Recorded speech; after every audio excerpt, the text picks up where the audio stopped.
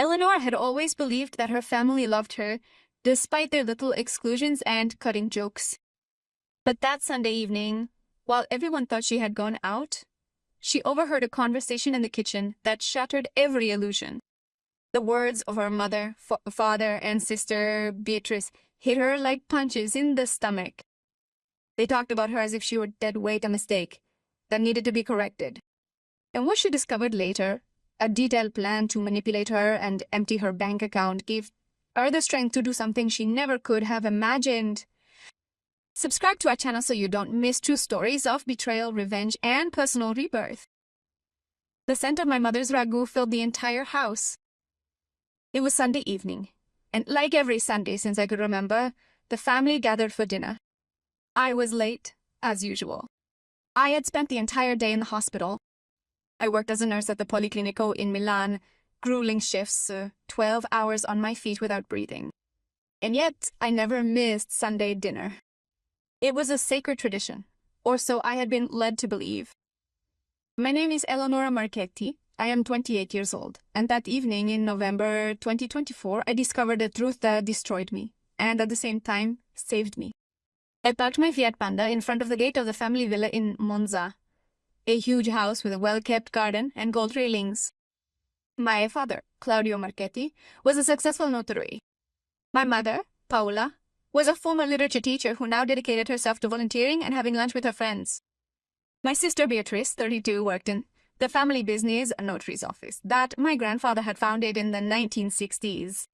I was the nurse, the different doctor, the one who had chosen a less prestigious path. I got out of the car with a bottle of Chianti in my hand, a symbolic gift that I knew no one would truly appreciate.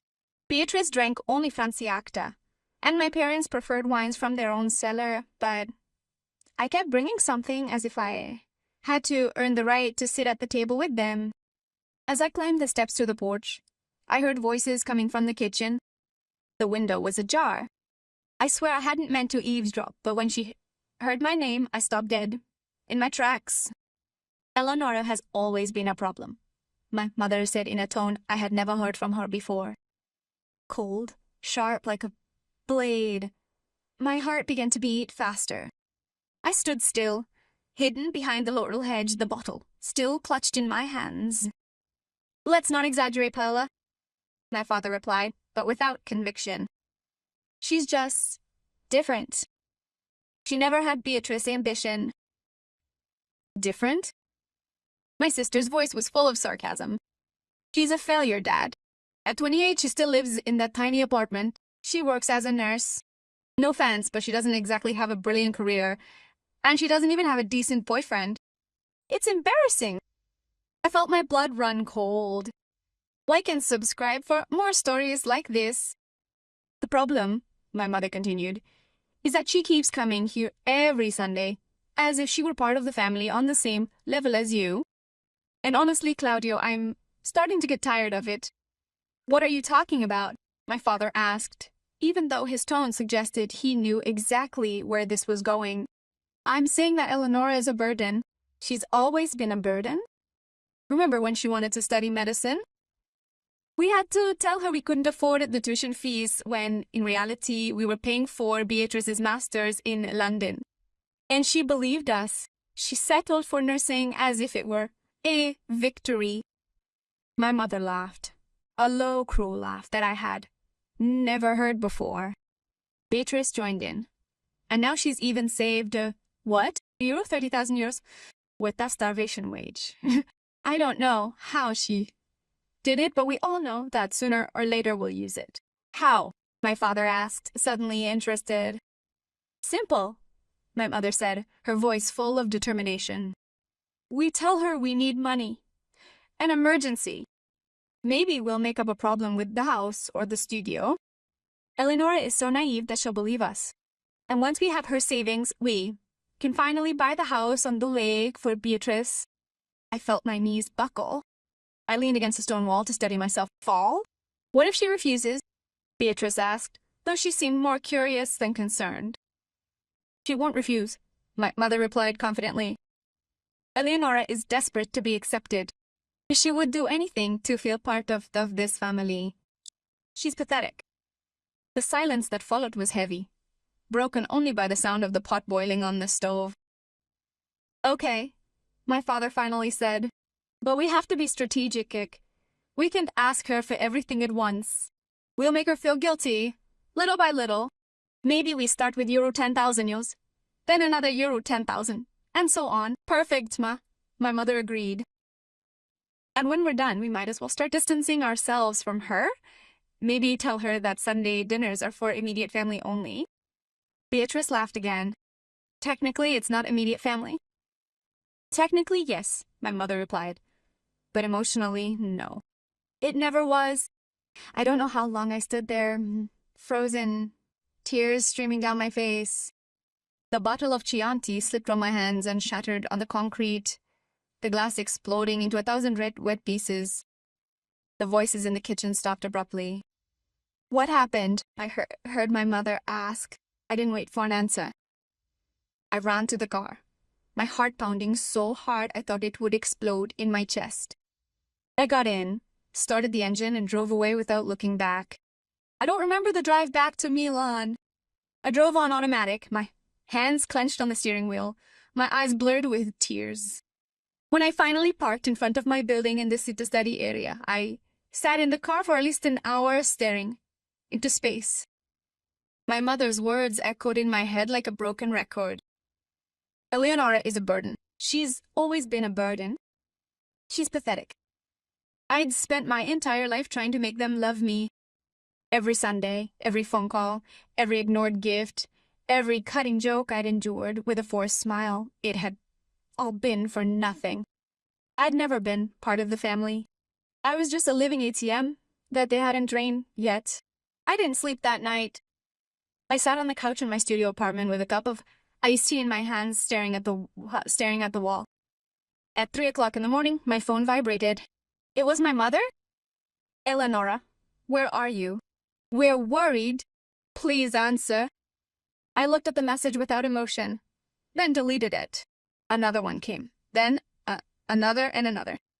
My father. Eleonora, your mother says you didn't come to dinner. Is everything okay? Beatrice. Hey, are you okay? Dad's worried. Lies. All lies. I turned off the phone and put it in a drawer. On Monday morning, I went back to work as if nothing had happened. My colleagues immediately noticed that something was wrong. The dark circles under my eyes, the silence, the absence of my usual smile. But no one asked anything. In the intensive care unit where I worked, everyone had their own demons to fight. During my lunch break, however, my friend and colleague Sarah stopped me in the hallway. Ile, what happened? Sarah Lombardi was the only person with whom I had a real friendship. She was also a nurse. She also had a complicated family. We understood each other without needing explanations. Nothing, she lied. But my voice shook. Sarah grabbed my arm and dragged me into the staff room, closing the door behind us. Tell me, she said firmly. And so I did. I told her everything. The conversation I had overheard, the plan to rob me, the cruel words my mother and sister had spoken to me. She simply listened, her expression shifting from anger to sadness. When she finished, she was silent for a few seconds, then said, Ile, you have to cut them out completely. I can't, I whispered. They're my family. No, Sarah replied sternly. Family doesn't treat you like that. Family doesn't use you like an ATM. Family doesn't laugh at you. I knew he was right. But admitting that my family didn't love me meant admitting that I had wasted 28 years of my life trying to earn affection that would never come. What should I do? I asked, desperately. Sarah looked me in the eyes.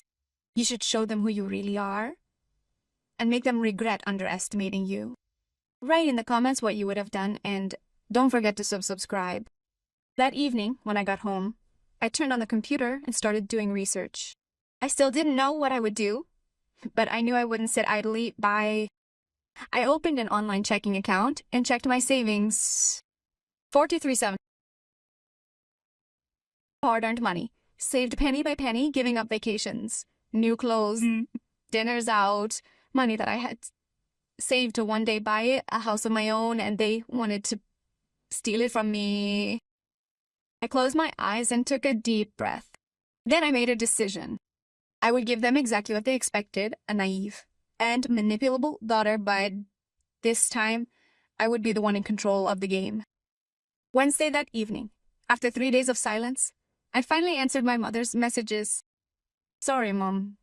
I had a hard day at work. Everything's fine. See you Sunday. The answer came immediately. Oh, thank God, we were so worried, honey. Yes, Sunday, as always. We'll be waiting for you. I smiled bitterly. Honey, she had never called me that. That Sunday, I showed up punctually with another bottle of wine and a forced smile. My mother hugged me at the door, a hug that smelled of fakeness and expensive perfume. Eleonora, dear, what a relief to see you. I'm sorry about last Sunday, I said in a soft voice. I was really exhausted. Don't worry, my father said, patting me on the shoulder as if I were a child. The important thing is that you're okay. Beatrice looked at me with a little smile. Hi, little sister. Is everything okay with work? Yes, everything is fine, I replied, keeping my smile on my face. I was perfect during dinner. I smiled, nodded, told some funny anecdotes from the hospital, and when my mother dropped the first bait towards the end of the meal, I took the bait like the most naive fish in the world. Eleonora, I have to talk to you about something, he said seriously, putting down his fork. We had a problem with the house. Water leaks in the roof.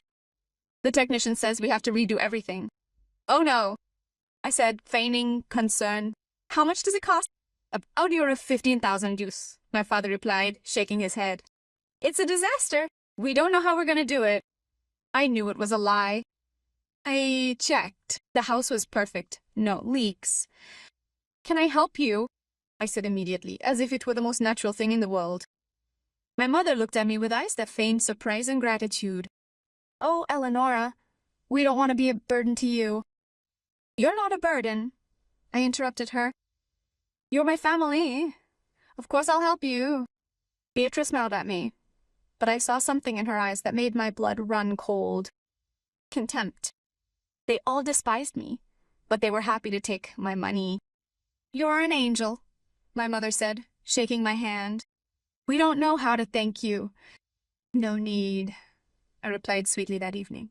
When I got home, wrote down euro 15,000 euros in my diary, the first request, and waited. The following weeks were an escalation of requests. Every time I saw them, there was a new problem.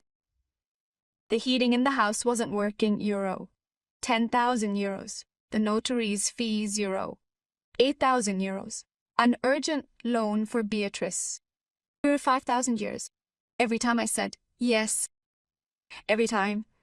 They thanked me with fake smiles and empty hugs, but what they didn't know was that I was documenting everything, every conversation, every request for money, every bank transfer. I recorded the phone calls legally, with appropriate documents, saved the messages, photographed the receipts, and when they finally asked me for the last loan, euro 12,000 euros for an euro 12,000 euros for an alleged medical emergency for my father that he discovered was completely fabricated. I said yes again, but this time I added something. Mom, I need you to sign a document for me. Just in case, you know. A receipt confirming the loan. My mother hesitated. Eleonora, we're family. There's no need for formalities. No, I said with an innocent smile. But my accountant told me it's better to have everything in writing for taxes. It was a lie, of course, but it worked. My father, always on the lookout for legal issues, nodded. Eleonora's right. It's better to be precise. And so, they all three signed. A document listing every single euro they had borrowed from me, a total of euro 54,000 euros, and that they promised to repay as soon as possible. Of course, they would never repay anything, but I didn't need them to. All I needed was their signature. A few months later, in January, I stopped answering their messages, stopped going to Sunday dinners, stopped existing in their lives exactly as they wanted me to. At first, they were confused, then angry, then desperate. Eleonora, what's going on? Why aren't you answering? Did we do something wrong? I didn't reply to any of their messages. I blocked all three of them. Instead, I sent them a letter. A long handwritten letter explaining exactly what I had heard that November night, how I had felt, and why I wanted nothing more to do with them. At the end of the letter, I wrote, the 54 zeros. You had asked me to borrow. Consider them a gift, the cost of my freedom. I will never ask you to return them. But don't expect anything more from me. Not a phone call, not a visit, not a penny more. You are dead to me, just as I have always been dead to you. I included copies of all the recordings, all the messages in the signed document, not to threaten them, although legally I could have taken action, but to make them understand that I knew everything, and that I was no longer the naive daughter they thought they could manipulate. Weeks passed, then months, and no one contacted me anymore. At first it was strange. Sundays were empty, silent, but slowly I began to fill them with things that made me feel good. Dinners with Sarah and my colleagues, walks in the parks of Milan, yoga classes, nights at the cinema alone. And you know what? I was happy, really happy. One evening in March, while I was sitting on the couch watching a movie, I received an email. It was from Beatrice. Eleonora, we need to talk. Please, I didn't reply. Another email arrived the next day, then another, and another. Finally, after a week, I read the last one. Eleonora, Mom is in the hospital. She had a nervous breakdown. The doctors say it's because of stress. Dad isn't feeling well either. Please reply, I beg you. For a moment I felt a shiver of guilt, but then I remembered that evening in November. Their laughter. Their words. It's pathetic. I closed the email and replied. Today, as I write this story, 8 months have passed since that evening. I've changed my phone number, moved to a larger apartment in the Porto Romana area, and I'm thinking of enrolling in a master's degree in advanced nursing. I no longer have contact with my family. And that's okay, because I've learned something fundamental. Family isn't about who shares your blood, but about who truly respects, loves, and supports you. And I'm building that family, now with my friends, my colleagues, and the people who chose to be by my side, not out of self-interest, but out of sincere affection. What would you have done in my place? I know some might think I was too harsh, that I should have forgiven. But forgiveness is earned, not given to someone who has trampled on you for years without ever looking back.